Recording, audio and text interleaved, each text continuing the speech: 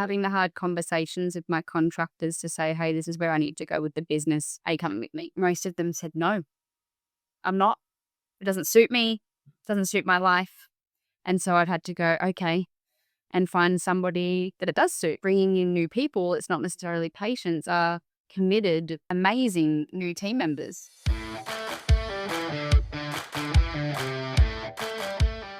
Hello, everybody, and welcome to the Optimise Practice Podcast.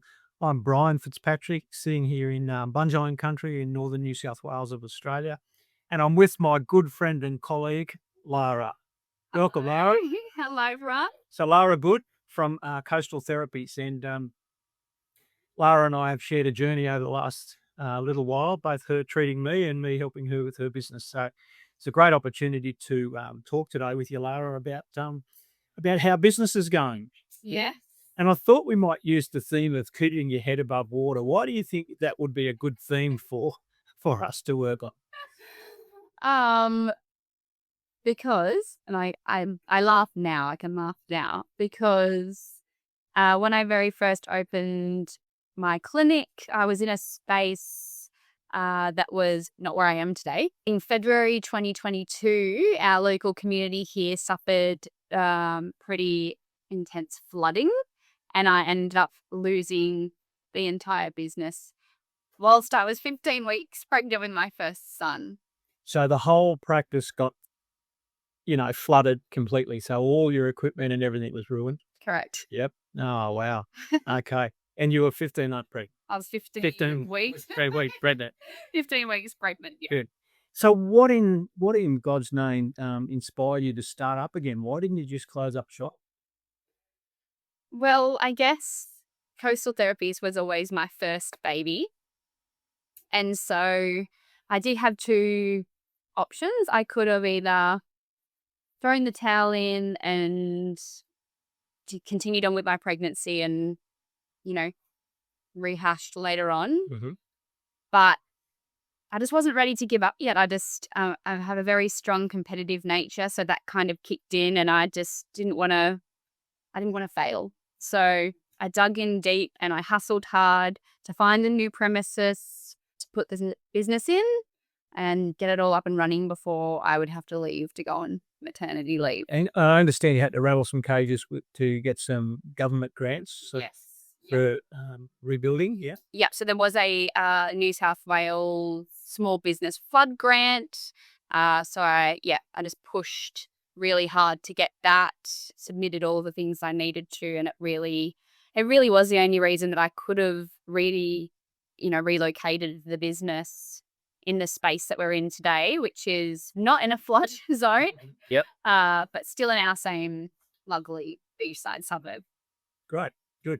But keeping your head above water is a metaphor for how your business is going as well. So you'd like to explain a little bit, because for all the listeners out there, what often we do here is we interview people who have been massively successful. Now, Lara's on her way to success, but she is at this moment, struggling with some issues around the practice, yes? Yes. So keeping your head above water, what are you doing to that? Well, so I was pregnant with my first son. I had to have maternity leave once I reestablished the business, took time off for my first baby. I came back to work and then I fell pregnant again. I then had to have more time off. And so I really didn't get to, I guess, nurture and put the business into the direction that I wanted to. When I came back to the business, it was chaos. It was a mess. So it definitely hasn't been, an overnight success to me. It has been an ongoing juggle of business, motherhood, and trying to get this to be a successful business. It's just something that I'm working on daily and still. And, one of the things that I do know about businesses is that when the owner runs out of energy or gets distracted, the business, suffers as well. So how's it been trying to get back and taking control of the reins again of your business after having been away? Yeah. What did you experience when you got back, and what have you done since then? I guess I have had definitely ups and downs. I've had a couple of wobbles, haven't I? You had the wall. Yes, I've had the wobbles. There's been a couple of instances where I've just gone, you know what, I can't do this anymore. It's too hard. But again, that resilient side of me seems to always kick in and fight to make it work. I graduated from university. I was just a contractor. I was just going in, treating my patients, being an osteo and going home. I never had to really run a business or stress it out the business side of anything. And then, losing my first space, which was a smaller space. So there was only me and one other person and a reception area. It didn't require much business work, I guess. And then in the new location that we rebuilt was a bit of a forced expansion. So now I've jumped into this 3-roomed clinic. I've had to, put on a clinic manager. I've had to seek out help from the Hive and Optimise course because I had no idea about business. I'm not a business person. I'm an osteopath. So that's been a big struggle, is realizing I need to educate myself if I want this to work. My understanding is that you've become far more financially literate, so you're much more across the metrics and the numbers. Tell me a little bit about that journey. Yeah. So as an osteopath in our industry, it's quite standard practice to have contractors, to be on a percentage split. And it's usually a 60-40 split where the practitioner is taking 60, the business is taking 40. And so that's how my business was set up. And it wasn't until I crunched the numbers with my accountant going, why am I not making any money? Why am I not paying myself a wage? Everybody's getting paid except for me. Did we really sit down and go, well, a big chunk of my expenses is going to my wages, to what I'm paying my contractors. And so for every $100 that comes in, you're getting $40 of that. Correct. And you've got to pay for the premises, the rent, you've got to pay for all of the laundry and the practice manager. Yeah. Yep. And all the IT and all of the blah, blah, blah, blah. endless list of expenses. So that sounds like dumb business. Yes? Oh, 100%. Yeah. So given that, and I've known that frustration in you, and frustration is the emotion of change. So that frustration drove you to change. So what have you changed around the contractor model in your business? Yeah. So it was pretty confronting for me as a person. I find that I am probably more in that people pleaser category where I try and make sure that everybody's happy, but that's not conducive to business all the time. Yeah. Because I'm not choosing the business, I'm choosing everybody else. So I've had to really just put my business hat on and say, hey, what are the best decisions I need to make for the business to make this successful? And it has been to move away from that contractor model. So I've been slowly, again, it's nothing that's happened overnight for me because I'm still dealing with my own personal battles with this change, to put on a full-time osteopath, some permanent part-time massage therapists. So I'm moving more into like a salary employee model. Right. Yeah.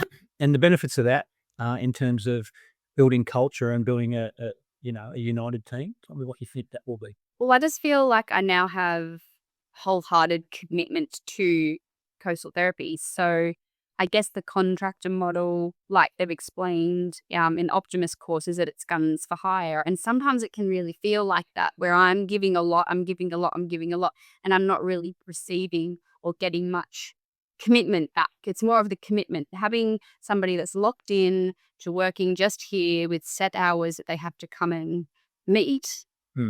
It's great for the patients because they're getting more consistency. It's good for the business because, again, patients are happy, business starts thriving. I'm not hemorrhaging money on contractor wages, and having someone locked in for those hours means that they're not just taking time off willy-nilly, but that it's also good for the team culture because we're having the kind of downsides. We've gone from having, 9 staff to now we'll be having 6. And are you seeing a trend in revenue and income? Is it starting to shift a bit for you? I said this to my husband just today because I had a quarterly BAS done, and I said, look at this.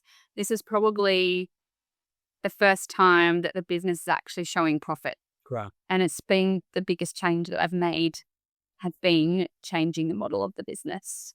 And it feels like a flow on. So I've changed the model and just everything is starting to fall into place and tick the box. Well, we've got to do the hard work, haven't we? But there's a saying in our business is that the difference between our business today and in 12 months' time are the hard decisions you're prepared to make, which you've made. Yeah.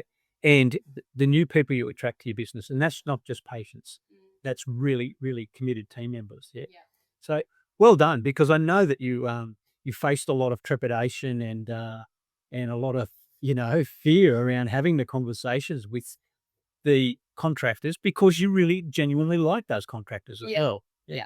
I do have, and again, like I was mentioning before, sometimes I can be too nice, and I have a really close personal relationship with my contractors, but again, it makes it emotionally hard to make the business decisions.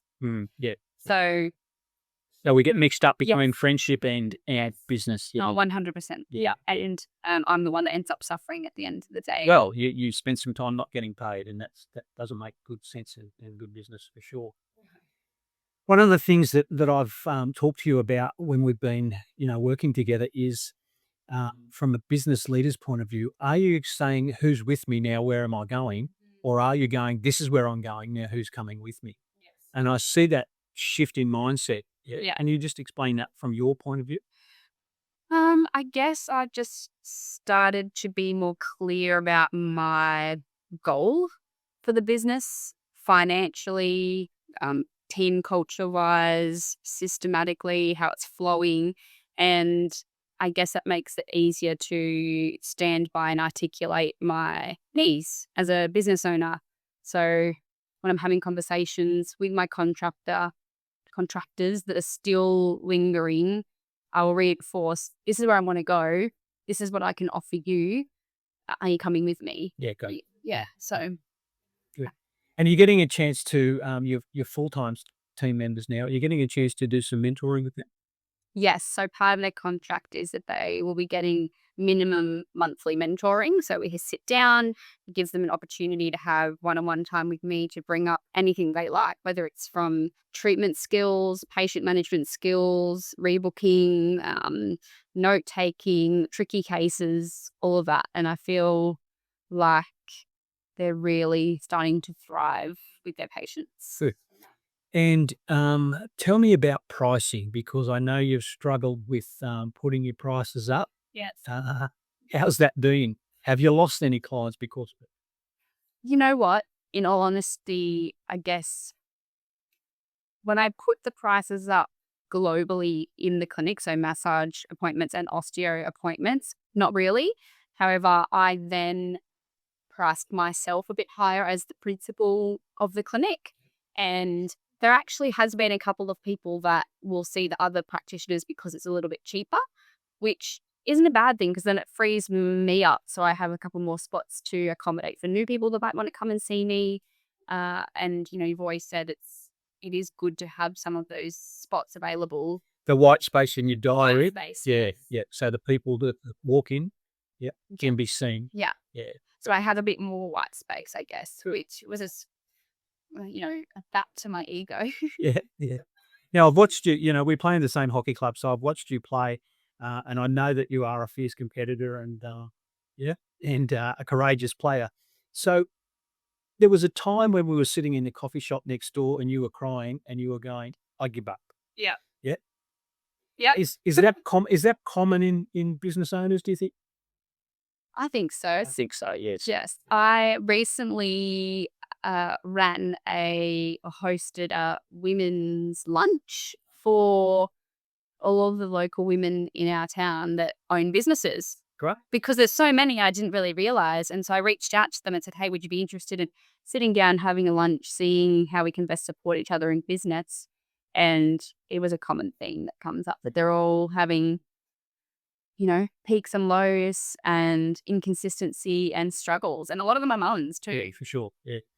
And, often what we do is we put the mask on and pretend that everything's okay and that we've got it covered, But I think the more that we are willing to put our hand up and say, I'm struggling, the more that we're able to go, I need help. Yeah. Let the ego go and go, you know what? I need help, because what I know is all I know. And that's not everything. No, and like I said, I'm an osteopath, not a business owner. It's been a big learning curve for me to try and learn. And I still outsource. Like I still have an accountant, I still have a bookkeeper. I've got a clinic manager now. There's lots of things that she does that I would probably have no idea what to do. But it means that I get to invest my time in being a good osteopath. Yeah.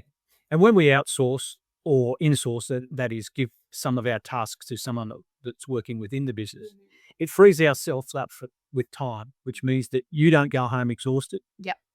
And the clients get the best version of you rather than the frazzled version of you. Yes, the burnt out version. Now, in this small business world that you are going to have peaks and troughs. Yeah. So when you hit rock bottom again, what advice would you give the people that are listening today? Help. It is. Yeah. Reach out to Brian. I've got the wobbles. Well, it is the acknowledgement that things aren't going well, and and you can't change anything unless you're aware of it. So becoming aware of it and then going, okay, so what do I need to do, and who do I need to be involved in this to help me get through this? Yeah. Yeah. There's been a really nice feeling, I guess you would say, of light at the end of the tunnel that I am going to be able to step away from the business a bit more and enjoy some time to myself, to work on myself and do things that I enjoy and fill my cup outside of business, because for a long time it's been, I need to work in this business for it to survive. But one of my visions is for me just to step back and work when I want to, because I want to, not because I have to. Yeah. And so some advice for somebody in startup or somebody who is in struggle at the moment? When you get frustrated, you have to make hard decisions, and they are hard, and it's taken me a long time to implement a lot of these things, but I am starting to see the fruits of my labor, really. Things are starting to turn around, so have faith that it will work and that it is a process. It's not overnight. There's a great Buddhist saying that has sustained me through a lot of difficult times, and that is, heaven or hell, bliss or terror, just keep going. Yeah. No feeling is final. Yeah. And so, when you're down in the dumps, the feeling will change. Yeah. Yep. And when you're elated, the feeling's going to change as well. That's part of being human. If we were able to say, well, what has been the one decision or one action that you put in place that shifted things most? Having the hard conversations with my contractors to say, hey, this is where I need to go with the business. Are you coming with me? Most of them said, no, I'm not. It doesn't suit me. It doesn't suit my life. And so I've had to go, okay, and find somebody that it does suit. And like you said, bringing in new people, it's not necessarily patients, are committed, amazing new team members. And often I think what we think we should be able to recruit somebody who's got it all, but they won't have it all. And your job of mentoring and helping them and bringing them on and helping them grow, is part of the role of a business leader, would you think? Yeah, for sure. It is the hire for attitude. People that I have hired, their work ethic is amazing. They want to be here. It's shifted the whole energy and vibe within the clinic of wanting to work, wanting to be here, wanting to help people and be part of our team, which is so nice. So often, what we want to do is we want to hire for skill and hope the attitude's there. But really, particularly with, young grads, it's hire for the attitude, and then we can develop that skill. Yeah, because I have actually done that where I've hired for skill, but the attitude sucked. Yeah. And I didn't last long. And I was like, well, does it matter if you're amazing? So when we're recruiting, it's often a good idea to get one of our team members on that recruitment panel as well, to see whether they feel like this person's, going to fit the family photo, so to speak. Yeah. And, in hiring, there's a great saying, I think, that says, when in doubt, don't hire. That idea, I'll take the best of a bad bunch. No. Yeah. I've done that. It always comes from a place of desperation, and don't do it. Yeah. So you're better off too. Totally. Yeah, I think that's true. What does a great day at work look like for you nowadays? Not rushing to work. I don't like being rushed and frazzled. I like having a relatively full book. I feel like once I'm in the rhythm of treating, and that always has a nice flow. Coming in, seeing that the other guys are pretty much booked or they've still got a couple of white spots, but they're still in high spirits that, the phone's going off. I like to feel busy within the clinic. So that is, a nice feeling when that happens. Yeah. Yeah. Good. And if we were to share perhaps one high performance habit that you've been able to develop that you could pass on to somebody else, what would it be? Preparation and routine, I'd probably have to say. Mm-hmm. I feel like if everything's prepared, so one of the things that I have my clinic manager doing before she leaves is preparing the whole clinic for the morning so that everything's fresh and ready to go. No one's coming in stressed or rushed, or they just get to walk in. It's all done for them. Everyone starts off on a good energy. And then routine. So I have 2 kids, routine. They thrive off routine. I feel like I do too. So, And that routine and that planning gives you a sense of control, yeah, rather than that chaotic feeling or that franticness that used to happen. Yeah. Yes, that's great. Good. Yeah. Well, thanks, Lara. It's been a beautiful little conversation. Yay. So thank you. Aw, thanks, Brian. And for all of you out there, thanks for being on the podcast with us today. That's the end of today. You can catch us up on Instagram and Facebook. And if you're interested in looking for some help to help you build your business, just reach out for us at the Hive Practice and we'll see if we can help. Thank you.